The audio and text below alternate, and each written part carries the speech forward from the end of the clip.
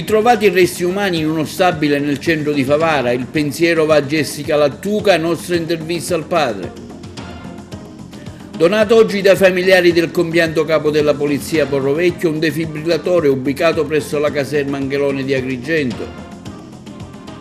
Continua l'attività di controllo della Guardia Costiera di Porto Empedocle e diversi i sequestri effettuati nella costa agrigentina. Un interessante incontro organizzato dall'Ordine degli Agronomi di Agrigento sul territorio e ambiente. Convegno a Favara sulla malattia dell'Alzheimer presso il Castello Chiaramontano. Il corredo funerario della tomba della regina Margherita di Monte Adranone ritorna a casa a Sambuca di Sicilia, nostra intervista al direttore del Parco Sciarratta. Cittadinanza onoraria sarà conferita al pilota di Formula 1 Ayrton Senna, originario di Siculiana.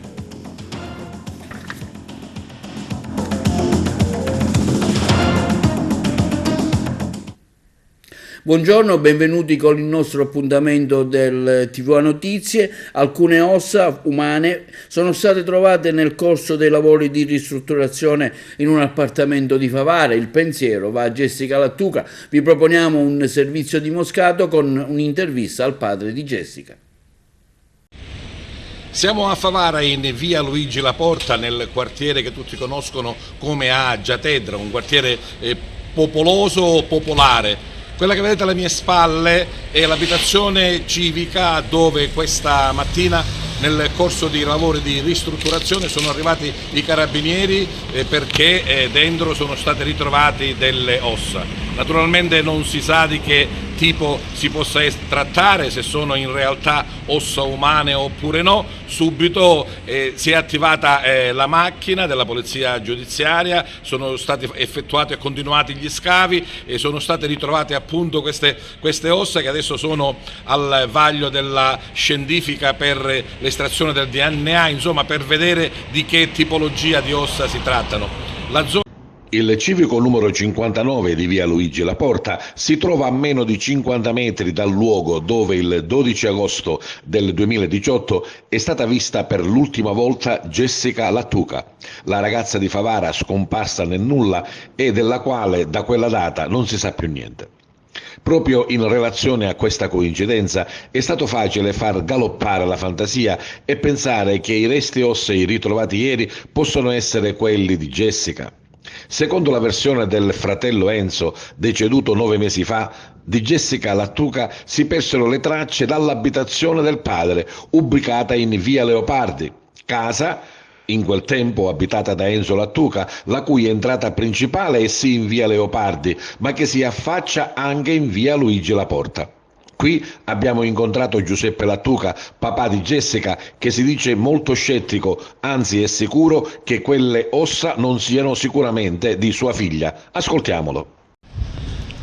Non penso che sia mia figlia Jessica, perché se sono resti umani di 30 anni, 40 anni fa. Ora che è stata la casa più ristrutturata e hanno trovato questi resti umani. E ora si deve vedere che se sono di persona o da poco tempo, o da 20 anni fa, o da 30 anni, perché sono stati fatti lavori di muratore là dentro. E hanno scoperto che c'erano queste ossa, ma non penso che saranno ossa, ma saranno scheletri da 20 anni, 30 anni o 50 anni, 60 anni di corpi umani all'epoca. Lei giustamente da genitore lei spera che non siano i No, io spero che Jessica, non penso che la uccidevano, che la seppellivano qua a Jessica. Sulla presenza di queste ossa in quella casa si stanno facendo 1000 supposizioni, nessuna delle quali comunque almeno per il momento naturalmente può ritenersi quella giusta. Interrogativi che si pongono gli investigatori e gli inquirenti che stanno eseguendo le indagini per capire innanzitutto come e perché quelle ossa si trovino là, se sono state sempre là o vi sono state trasportate in un secondo momento. Carabinieri e Procura stanno ascoltando gli operai che lì vi lavoravano ed anche i proprietari dello stabile. Pare che i resti ossei fossero in mezzo ai calcinacci, ma non è chiaro, non al momento, come siano saltati fuori, così come non si ha la certezza di che tipo di resti ossei si tratta. Frammenti ossei che naturalmente sono stati sequestrati e inviati agli specialisti del RIS di Messina per tutte le analisi e soprattutto quelli del DNA per poterlo comparare con quello delle persone scomparse. E si è svolta stamani la cerimonia di consegna di un defibrillatore da parte dei familiari del capo della Polizia di Stato Giovanni Porrovecchio. La donazione è avvenuta presso la caserma Anghelone di Agrigento. Il congegno salvavita è stato installato proprio davanti all'ingresso della struttura. C'erano presenti i familiari. Noi abbiamo seguito l'evento e il servizio. Si è svolta stamani la cerimonia di consegna di un defibrillatore da parte dei familiari del capo della Polizia di Stato Giovanni Porrovecchio. La donazione è avvenuta presso la caserma Anghelone di Agrigento. Il congegno salvavita è stato installato proprio davanti all'ingresso della struttura. A donare il prezioso apparecchio è stata la moglie Cinzia Savarino. Tanti colleghi presenti all'evento che hanno assistito commossi ricordando il collega scomparso, quindi la scopertura della targa, un breve ricordo e la benedizione ai presenti fatta dal cappellano Don Maurizio Di Franco. Sì, una giornata particolare dedicata a un uomo che ha dedicato la sua vita alla sua famiglia, che la sua famiglia è la Polizia di Stato ed è qui la rappresentante è oggi la sua moglie, che comunque, come vedete, è una collega e che ha voluto fare questo gesto insieme anche agli altri colleghi per donare qualcosa che è molto prezioso, perché è qualcosa che è veramente il simbolo della continuità della vita di Giovanni attraverso uno strumento che può salvare la vita non soltanto dei colleghi ma anche dei cittadini. In ricordo di Giovanni abbiamo voluto donare alla questura di Agrigento questo defibrillatore. Speriamo che non debba servire mai. Dico, un bel gesto, insomma, anche avere pensato a fare questa cosa è stato un gesto sicuramente bello. Un gesto di amore anche verso gli altri. Signore, benedici noi, benedici l'esperienza di chi ha progettato, costruito e realizzato questo defibrillatore. Basta poco per salvare la vita.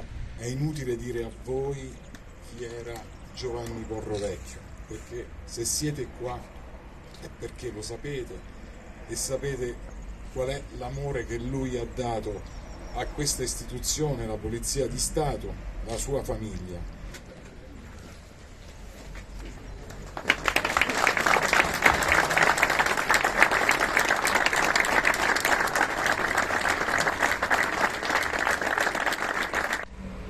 Finalmente ci siamo riusciti. Finalmente siamo riusciti a collocare un defibrillatore in questura. Io ci tenevo tantissimo nel ricordo di Giovanni.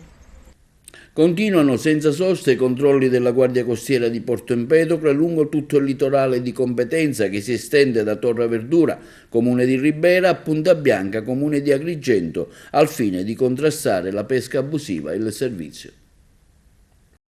Continuano senza sosta i controlli della Guardia Costiera di Porto Empedocle lungo il litorale di competenza che si estende da Torre Verdura, in comune di Ribera, a Punta Bianca, comune di Agrigento, al fine di contrastare la pesca abusiva. Sono stati sequestrati ieri più di 3 chilometri di reti da pesca, in particolare negli specchi acque antistanti località Le Pergole a Realmonte. Gli uomini della Capitaneria di Porto Empedocle hanno sequestrato 3 reti da poste lunghe complessivamente 2600 metri, mentre in località Capo Rossello è stata sequestrata una rete della medesima tipologia, lunga 700 metri, il pesce ancora vivo è stato rigettato in mare, mentre il prodotto non più vitale, dopo la via libera da parte dei veterinari, è stato devoluto in beneficenza alla Caritas di Agrigento. Risultati importanti che hanno confermato il notevole sforzo profuso dai militari della Capitaneria di Porto Empedocle a tutela dei pescatori che operano nella legalità e anche delle risorse ittiche. Il comandante della Capitaneria di Porto Empedocle, capitano di fregata Antonio Ventriglia, ha fatto sapere che i controlli continueranno nei prossimi giorni e riguarderanno la filiera ittica. Dalla fase della cattura a quella della vendita al dettaglio, l'attività ispettiva sarà svolta sotto il coordinamento della Capitaneria di Porto Empedocle, dai militari in forza presso il dipendente ufficio circondariale marittimo di Licata, anch'essi quotidianamente impegnati in una proficua attività di contrasto del fenomeno della pesca abusiva. Sempre nella giornata di ieri il personale dell'ufficio ha posto anche sotto sequestro una rete di pesca di 600 metri nelle acque antistanti la località marina di Palma di Montechiaro, territorio già interessato precedentemente da innumerevoli controlli. Il paesaggio come metafora dell'etica pubblica, territorio e ambiente nelle nuove norme costituzionali. È stato questo il tema del convegno che si è svolto stamani ad Agrigento, organizzato dall'Ordine degli Agronomi. L'Ordine degli Agronomi oggi al via con un interessante convegno sul paesaggio come metafora dell'etica pubblica, territorio e ambiente nelle nuove norme costituzionali, che vede coinvolti anche diversi altri ordini professionali della città. Sì, oggi abbiamo voluto organizzare in celebrazione della giornata mondiale dell'acqua, perché il 22 marzo, come sancito dall'ONU nel 1992, è la giornata mondiale dell'acqua, con un tema particolarmente importante quest'anno. Water for Peace, cioè l'acqua per la pace, viste tutte le tensioni geopolitiche e climatiche che si alternano in questo momento di grande difficoltà. Noi l'abbiamo voluto fare in un tema più ampio che riguarda il territorio. Abbiamo la necessità di affrontarlo con le istituzioni del governo, delle azioni politiche, le forze militari. L'abbiamo fatto con il nostro Consiglio nazionale, con la Cassa Previdenziale, perché ci rendiamo conto che è sempre più necessaria una multidisciplinarità che parli di ambiente, di territorio, e quando vediamo che anche la Costituzione italiana ha avuto l'esigenza di rivedere l'articolo 9 verso queste nuove forme, non potevamo che affrontare questo tema in questa scala. Abbiamo fatto di più perché assieme a tutta la rete delle professioni tecniche, oltre a quello che già è contemplato nei nostri codici deontologici, abbiamo voluto dare un taglio ulteriore per quanto riguarda l'ambiente, l'etica che riguarda tutti, la visione nuova dove l'uomo non è più a vertice di questo sistema, ma un sistema che diventa complesso e completo, in cui esso stesso fa parte di una nuova visione, di un nuovo traguardo, perché ci rendiamo sempre conto che non possiamo continuare così come abbiamo creato fino ad ora questi nuovi sistemi. Lo vogliamo fare per noi, per le generazioni future, in un momento in cui l'acqua diventa un tema molto significativo. Gli eventi di siccità che ci preoccupano moltissimo, non soltanto per quanto riguarda l'aspetto civile, ma anche e soprattutto per l'agricoltura, mette a repentaglio quelle che sono le serenità della nostra vita quotidiana, dalle risorse più importanti, dell'acqua, del suolo. Oggi ne parleremo anche col mondo universitario, perché ci rendiamo conto che abbiamo la necessità di una nuova rigenerazione urbana in chiave di salvaguardia e tutela delle risorse più importanti, del suolo e dell'acqua.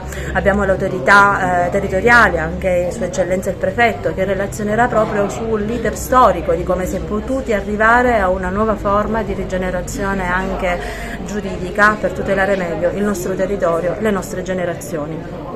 Un momento importante questo convegno dell'Ordine degli Agronomi, in collaborazione anche con gli altri ordini della provincia. Il vostro punto di vista e quale sarà il vostro apporto al contributo di oggi?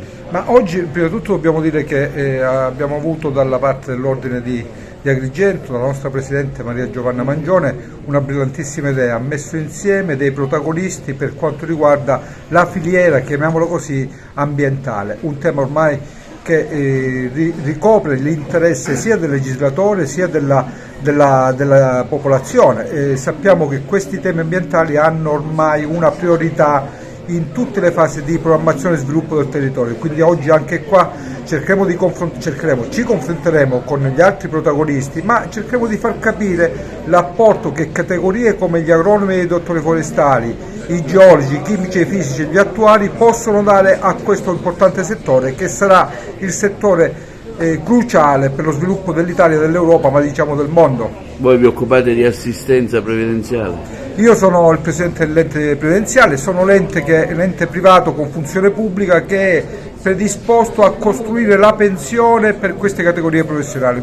Sì, certo, porterò un po' i saluti e la vicinanza all'Ordine Agrigento di tutta la categoria, per l'importanza ma soprattutto la lungimiranza e l'organizzazione dell'evento. un evento organizzato ovviamente in prospettiva, in ottica futura, su una pianificazione delle attività che prevede più discipline, più professioni e pertanto si vede l'intervento unitamente a ingegneri, architetti, geometri, ma soprattutto anche il coinvolgimento e la collaborazione col tessuto sociale, quindi i normatori, i regolatori provinciali, locali, comunali e anche regionali. Quindi diciamo un'attività, un coinvolgimento a 360 gradi. Professore Tuzzolino, anche il mondo universitario, diceva la Presidente dell'Ordine, darà oggi il suo contributo a questo interessante convegno? È una giornata importante perché parlare di paesaggio ad Agrigento credo che sia un momento molto importante e pertinente. E l'università è molto interessata perché al di là di quello che si pensa, cioè che il paesaggio sia una questione risolta da affrontare dal punto di vista delle normative, dal punto di vista degli aspetti disciplinari, botanici, architettonici, io credo che sia sempre una questione aperta di cui bisogna discutere per capire che insomma paesaggio significa tempo iscritto nello spazio. E fare ricerca su questo mi pare abbastanza importante. Anche voi come Arma contribuite oggi con il vostro parere a questa interessante iniziativa dell'Ordine degli Agronomi? Certamente l'Arma dei Carabinieri dà il suo convinto contributo a questo convegno e il patrocinio da parte della grande unità delle unità forestali, ambientali e agroalimentari Carabinieri, un convegno dai temi importanti e attualissimi, una declinazione del territorio in chiave etica alla luce delle nuove norme costituzionali, quelli che sono i compiti anche dell'istituzione pubblica ma anche dell'organo di controllo che appunto per quanto riguarda l'ambiente è devoluto all'Arma dei Carabinieri, ma l'obiettivo di creare una sensibilità, un salto culturale che possa far nascere in tutti la coscienza della tutela ambientale, che è un bene da salvaguardare non solo per noi ma anche per le future generazioni. Un incontro si è svolto ieri a Favara, a Castello Chiaramonte, promosso dall'associazione AMPS, sulle tematiche inerenti alla malattia dell'Alzheimer. Il collega Moscato ha seguito l'evento. Fare rete per dare un supporto alle famiglie e ai pazienti affetti da Alzheimer. E questo è il tema del convegno Progetto Alzheimer che si è svolto ieri sera presso la Sala del Collare del Castello Chiaramonte di Favara. L'iniziativa è dell'associazione Alzheimeriani Non Più Soli, presieduta dal dottor Giuseppe Provenzano e composta da vari professionisti che operano nell'ambito medico e non solo in questo delicato settore dell'Alzheimer e delle demenze. Un indispensabile e prezioso supporto ed aiuto non solo rivolto ai pazienti ma anche e soprattutto alle loro famiglie. Sentiamo in merito il presidente dell'associazione, il dottor Giuseppe Provenzano.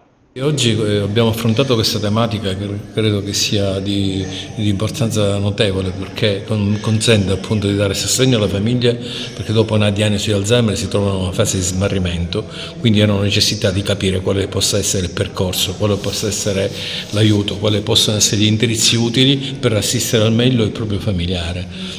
Che cosa è scaturito da questo incontro di condivisione? Beh, abbiamo sicuramente scambiato molte informazioni, ma soprattutto faccio un esempio banale: un paziente alzheimeriano che si reca al pronto soccorso non è in grado di poter esprimere o dire la propria terapia, per cui sarebbe interessante fare un fascicolo elettronico in modo che nel caso dovesse recarsi in un nosocomio qualsiasi si possa sicuramente scoprire la terapia che lui pratica e non avere difficoltà nel proseguo delle cure. C'è sinergia, c'è condivisione tra le associazioni e quello che offre il sistema sanitario nazionale? Allora, il discorso è semplice, c'è sinergia tra le associazioni, ma il modello assistenziale dei pazienti affetti da patologia dementigena è veramente non appropriato, perché il paziente alzheimeriano non pensa alla sua visita di controllo, il paziente alzheimeriano non pensa ai controlli, il paziente alzheimeriano non pensa allo suo stato di malattia, allora per assisterlo bisogna pensare. E la famiglia è in primo piano?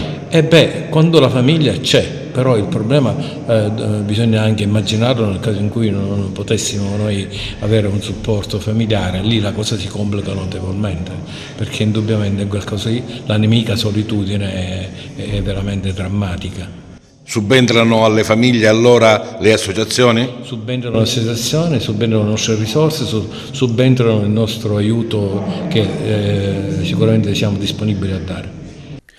Il corredo funerario della tomba della regina di Monte Adranone è finalmente tornato a casa a Sambuca di Sicilia. 16 pezzi sono rientrati a far parte del percorso museale di Palazzo Pannitteri a Sambuca di Sicilia. In merito abbiamo ascoltato il direttore del parco, dottore Sciarratta. Cosa rappresenta anche per la nostra archeologia, direttore? L'aver riportato il corredo funerario della regina dal Museo Salinas al Museo Pannitteri è un segnale importante di cooperazione innanzitutto tra enti dello stesso settore, cioè tra il Museo Salinas e il Parco della Valle dei Templi, e soprattutto sostenuto dall'assessore ai beni culturali Scarpinato. Cioè quando un territorio si riappropria di una parte a cui è molto legata è un valore molto importante. Ieri è stata una cerimonia che ha sancito l'amore tra i sambucesi e il mondo dell'archeologia. Salinas Antonio, il cui museo porta il suo nome a Palermo, il museo più antico della Sicilia, alla fine dell'Ottocento si incaricò di custodire questi reperti, di portarli a Palermo, e dopo più di 100 anni sono ritornati alla loro casa. Questo è uno dei processi a cui stiamo lavorando per creare una rete museale, soprattutto un interesse attorno alla Valle dei Templi, ma che riguarda anche tutta la provincia, da Sambuca di Sicilia sino a Ravanuse e a Licata. Si arricchisce l'offerta dal punto di vista archeologico nel patrimonio anche della provincia? Si arricchisce di nuove esposizioni, un museo, quello di Palazzo Pannitteri, che unitamente all'area archeologica in sommità di Monte Adranone rappresentano un ulteriore passo di valorizzazione, ma su questa conoscenza e sulla valorizzazione stiamo lavorando, perché ancora queste sono aree che sono poco conosciute. Entro il prossimo mese di aprile riapriremo l'antiquarium di Monte Cronio, stiamo lavorando a Villa Romana a Punta Grande. Su tutti questi eventi faremo poi un unico documento in grado di essere poi condiviso e come no valorizzato, per far sì che il visitatore ne sia a conoscenza. Strage di Altavilla, la versione di Sabrina Fina e Massimo Caradante. Volevamo chiamare i soccorsi, intanto il legale ha incontrato oggi Barreca in carcere. Il mistero c'è e si infittisce ancora, oltre al possibile ruolo di un probabile santone che avrebbe guidato il rito di liberazione dal demonio. Spunta adesso anche una videochiamata nella notte dell'orrore ad Altavilla Milicia. Il particolare sarebbe emerso dall'analisi dei tabulati telefonici dei 3 arrestati. In carcere, lo ricordiamo, sono finiti Giovanni Barreca, marito e padre delle vittime, la figlia 17enne, Massimo Carandente e Sabrina Fina. A parlare della videochiamata sono questi ultimi 2, la coppia che vive a Sferracavallo nei colloqui con gli avvocati Marco Rocca e Salvatore Cusumano. Avrebbe scaricato su Barreca e la figlia le responsabilità degli omicidi. Nella villetta loro 2 c'erano andati per pregare, avrebbero detto. Il muratore, al contrario, attribuisce agli amici la colpa, spingendosi nel colloquio con l'avvocato Giancarlo Baracato a supporre che Fina e Carandente potrebbero averlo drogato o comunque stordito con qualche sostanza. Ricorda che 2 parlassero al telefono con qualcuno, forse addirittura più persone, dalle quali avrebbero ricevuto istruzioni sul da farsi. E adesso spunta anche la videochiamata. Quando la coppia era già andata via dalla villetta, Barreca li avrebbe contattati Erano i terribili istanti in cui il 16enne Kevin stava per morire. Era stato legato mani e piedi dietro la schiena con una catena. Barreca era convinto che anche il figlio fosse posseduto dal demonio. La scena della medievale tortura potrebbe essere stata dunque ripresa in diretta con il telefono cellulare. Resta però un dubbio di fondo: perché la coppia non ha chiamato i soccorsi se davvero non c'entra nulla con questa strage. La procura di Termini Imerese e quella per i minorenni di Palermo adesso stanno per fissare un nuovo giro di interrogatori. Siamo pronti a depositare il disegno di legge per l'introduzione del reato di manipolazione mentale connesso alla presenza di numerose sette. Sono almeno 300.000 secondo quanto riferito da un giornale autorevole come Famiglia Cristiana, gli italiani vittime di questo aberrante fenomeno. Così dice il vice capo gruppo di Fratelli d'Italia alla Camera Alfredo Antoniozzi. La vicenda di Altavilla Milicia, ma prima ancora quella del Forteto in Toscana, ha disvelato un mondo sommerso di santoni, guru, che approfittano in diversi modi della debolezza di tante persone che vanno tutelate.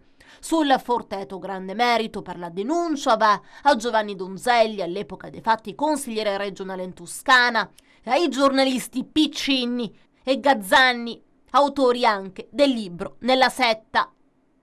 Il DDL prevede per gli autori del reato di manipolazione fino a 6 anni di carcere e un fondo per il risarcimento delle vittime. Sono certo, conclude Antoniozzi, che anche l'opposizione saprà condividere questo percorso a tutela di tanti nostri connazionali e contro chi utilizza metodi criminali per imbonire le persone.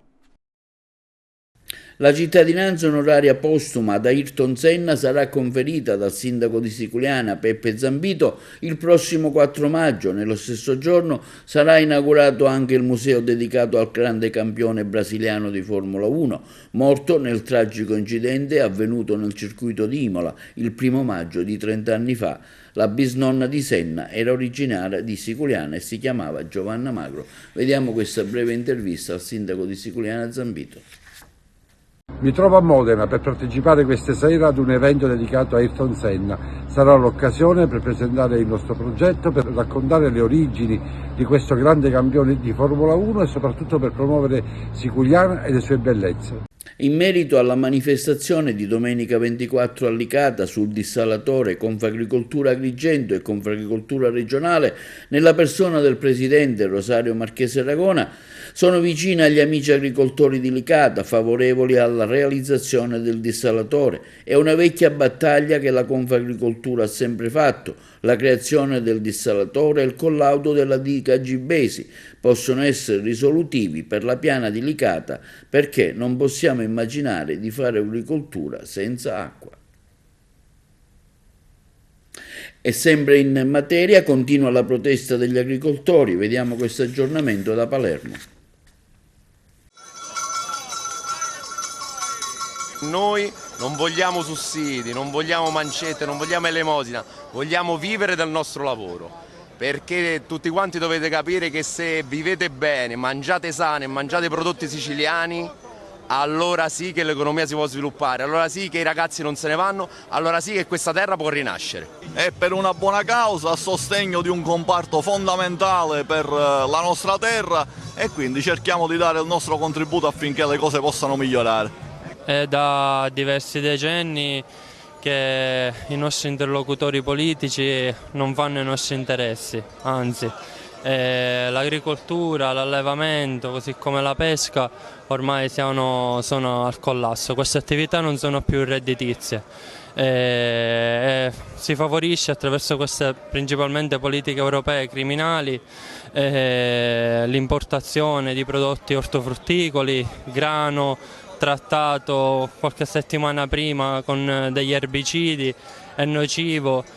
Ovviamente tutti questi prodotti chimici, fitosanitari, che a noi vengono vietati, ma stranamente viene consentita l'importazione di questi prodotti e che a lungo andare sono parecchio nocivi per la nostra salute. Fin quando la politica non ci darà le risposte staremo nelle piazze. dobbiamo assolutamente ottenere dei risultati, perché è chiaro che finora non si è mosso nulla, dopo 2 mesi di proteste è come se non sia accaduto nulla, quindi risensibilizzeremo la politica e fra 15 giorni vediamo le risposte che ci danno. Debbono bloccare l'importazione di prodotti che sono letali per la salute. La nostra provincia, io sono sindaco di Chiaramonte Gulfi, provincia di Ragusa, così come il comune di Vittoria, Ragusa, Santa Croce, Ispica, Pozzallo, Monterosso, Geratana, siamo tutti qui perché vogliamo assolutamente rappresentare e canalizzare civilmente una protesta, perché la nostra provincia è fortemente identitaria rispetto al settore agricolo. Noi siamo qui per protestare affinché le politiche agricole a livello regionale, nazionale ed europeo possano cambiare. Saremo sempre al fianco degli agricoltori, perché per noi l'agricoltura è un'identità, non è solo un discorso economico, ma è un discorso anche di identità, prodotti di eccellenza, agricoltura d'eccellenza, e noi come rappresentanti abbiamo il dovere di rappresentare ed essere vicino ai nostri agricoltori. Linea alla regia per la pubblicità. Sequestro milionario a Marcello Dell'Utri, non ha dichiarato 42 milioni e mezzo di euro ricevuti attraverso dei bonifici da Berlusconi. La corrispondenza da Trapani.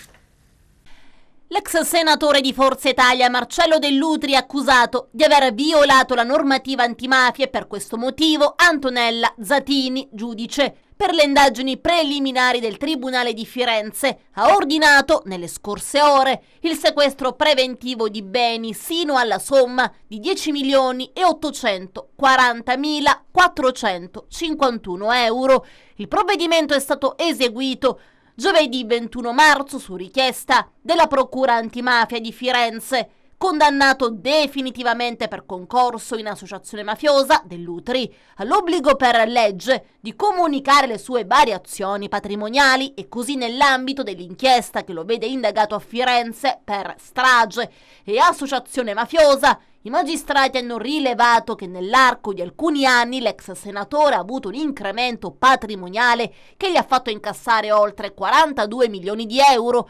La procura toscana sta adesso indagando per l'inchiesta sulle bombe del 93 a Roma, Milano, Firenze. Insieme a Dell'Utri era indagato anche Silvio Berlusconi, deceduto lo scorso anno. Dell'Utri sarebbe l'uomo chiave, il consigliere dell'ex Cavaliere, con una condanna a 7 anni perché ha svolto un'attività di mediazione con i boss, ponendosi come specifico canale di collegamento tra Cosa Nostra e il futuro premier. I consulenti finanziari della procura si soffermano sui versamenti che Berlusconi ha fatto dal 2012 al 2021 a Dell'Utri per circa 28 milioni di euro, cifre che si aggiungono a quelle già note di oltre 4 miliardi di lire dal 1989 al 1994, un fiume di denaro che si collega al silenzio dell'ex senatore che non ha mai messo in mezzo l'ex Cavaliere sia nel processo sulla mafia sia nei processi sui fondi sconosciuti arrivati a Fininvest. La perizia dei consulenti disposta dai procuratori aggiunti Tescaroli e Turco svelerebbe che l'8 marzo 2012 Berlusconi avrebbe versato a Dell'Utri e alla moglie Miranda Ratti 20,9 milioni di euro per comprare villa Comalcione di proprietà dell'ex senatore. Con quei soldi la moglie acquista un'altra villa a Santo Domingo. Il flusso di denaro Berlusconi, Dell'Utri, si interrompe però per qualche anno e riprende solo nel 2015 con un bonifico di 1 milione di euro al figlio dell'ex manager, soldi che saranno poi utilizzati ufficialmente per pagare gli avvocati del padre. Il 2 agosto del 2016 arrivano altri 2 milioni di euro sul conto della signora Ratti. Da questo immenso conteggio è comunque escluso il lascito di 30 milioni di euro che il Cavaliere ha indicato nel testamento in favore del suo amico consigliere. In una nota gli investigatori della Direzione Investigativa Antimafia ipotizzano che le donazioni di denaro sono sicuramente connesse a un riconoscimento anche morale, l'assolvimento di un debito non scritto, la riconoscenza per quanto riguarda l'ultimo periodo dovuta all'ex senatore per aver pagato un prezzo prezzo connesso alla carcerazione senza lasciarsi andare a coinvolgimenti di terzi, insomma, perché non ha tradito. E così negli atti che accompagnano la consulenza tecnica si citano le parole ricatto, copertura, colpa, danno. Miranda Ratti, da quanto si apprende, intercettata, ritiene di essere portatrice titolare di veri e propri diritti economici verso Berlusconi, per cui insiste nel far capire alla sua interlocutrice che il debito verso di loro è ancora aperto e afferma: è un fatto di principio, l'obiettivo va portato fino in fondo, io non mollo, alla base vi sarebbe una storia fatta di risarcimenti, poiché hanno patito nel tempo, per colpa probabilmente di Berlusconi, per averlo probabilmente coperto. Il parlamentare agrigentino Calogero Pisano preannuncia la presentazione di un emendamento per l'inserimento del Teatro Luigi Pirandello di Agrigento nel provvedimento legislativo che intende dichiarare monumento nazionale la lista di teatri italiani. In questi ultimi giorni ha lavorato su un emendamento che presenterò lunedì, che prevede l'inserimento di alcuni teatri della provincia agrigentina, tra cui il Teatro Luigi Pirandello di Agrigento, nell'elenco dei teatri monumentali nazionali.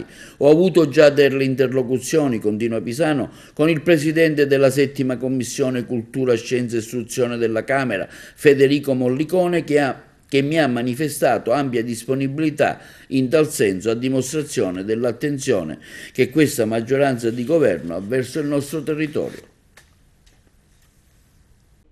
Integrare e adeguare la rete impiantistica esistente, consentire il recupero energetico, la riduzione dei movimenti dei rifiuti e una maggiore protezione dell'ambiente, anche attraverso la realizzazione di 2 termovalorizzatori per la chiusura del ciclo. Questi i principali contenuti del nuovo piano regionale di gestione dei rifiuti.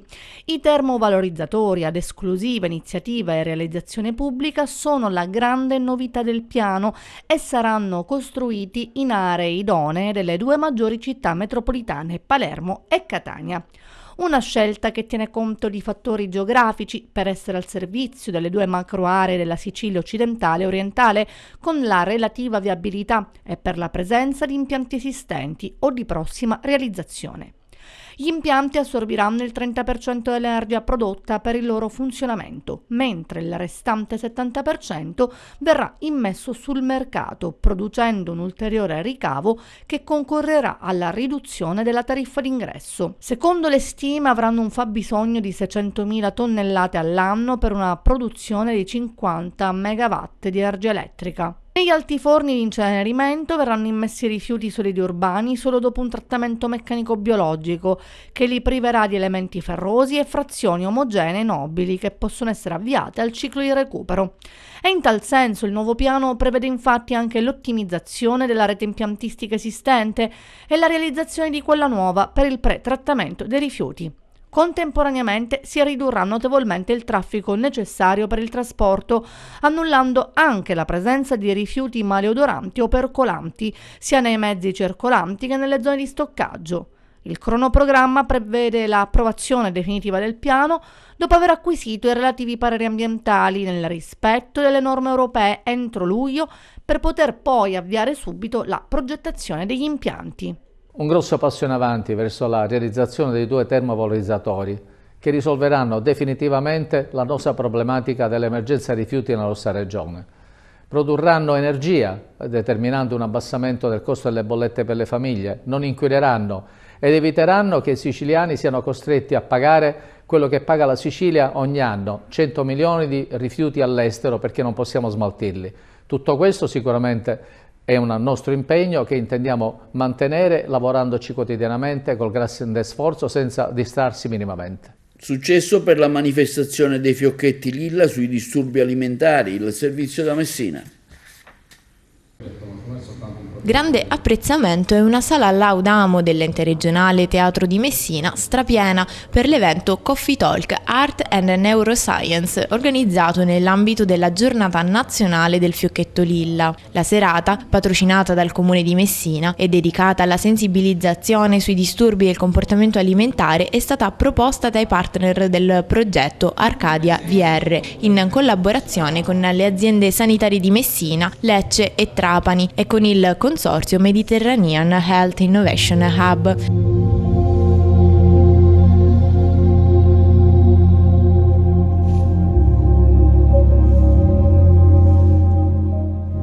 Arcadia VR è un progetto innovativo che utilizza la realtà virtuale e l'intelligenza artificiale per affrontare le problematiche dei disturbi del comportamento alimentare. Il professore Giuseppe Riva dell'Università Cattolica di Milano, partner del progetto, ha sottolineato: i disturbi alimentari sono una delle patologie più difficili da curare. Sono una patologia che va a toccare non solo il rapporto col cibo, ma anche l'esperienza del corpo. E l'obiettivo del progetto Arcadia è proprio quello di usare le tecnologie più innovative disponibili oggi sul mercato, quindi la realtà virtuale, l'intelligenza artificiale, per migliorare il trattamento e la valutazione di queste patologie. Le due parole chiave che servono a spiegare del progetto sono da una parte il corpo e dall'altra parte la predizione.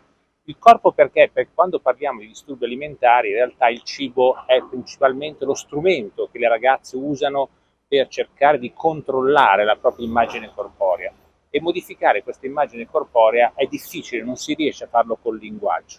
La realtà virtuale consente di creare esperienze che ti permettono di andare a modificare ciò che tu provi come senso del corpo, e questa è una capacità unica che nessuna altra esperienza riesce a dare. L'altra parola chiave è predizione, perché uno dei problemi di disturbi alimentari, soprattutto per le famiglie, è riuscire a capire cosa succederà nella terapia.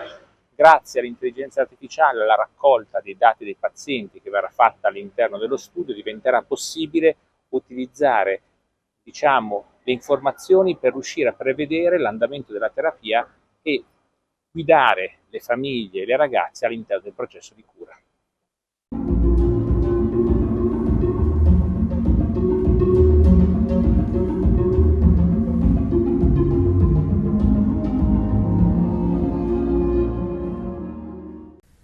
Il sindaco di Realmonte, Sabrina Lattuca, ieri mattina nella sala consiliare del comune della città della Scala dei Turchi ha unito in matrimonio il dirigente, l'architetto Giuseppe Vella e la dottoressa Angela Mallia, responsabile del servizio sociale, ambedue dipendenti dell'ente. Sono orgogliosi e onorati di avere con gli altri due dipendenti modello che oggi convolano a nozze, suggellando così il loro amore, ha dichiarato il sindaco Sabrina Lattuca. L'architetto Vella, dirigente modello stacanovista e rigoroso, è uno dei pilastri portanti del comune di Realmonte, mentre la neosposina dottoressa Mallia da anni segue con grande professionalità uno dei servizi più delicati dell'ente. A nome di tutta l'amministrazione auguro ai neosposi tanta felicità. E questo è tutto per l'appuntamento di TV Notizie di oggi. Vi ricordiamo le prossime edizioni. I nostri programmi sono visibili in streaming su televideoagrigento.tv, sul canale nazionale 268 e alle ore 15, alle ore 20 e in replica domani mattina alle 9. Il nostro telegiornale andrà in onda su Video Sicilia, canale 93 del digitale terrestre. Vi auguriamo pertanto una buona serata.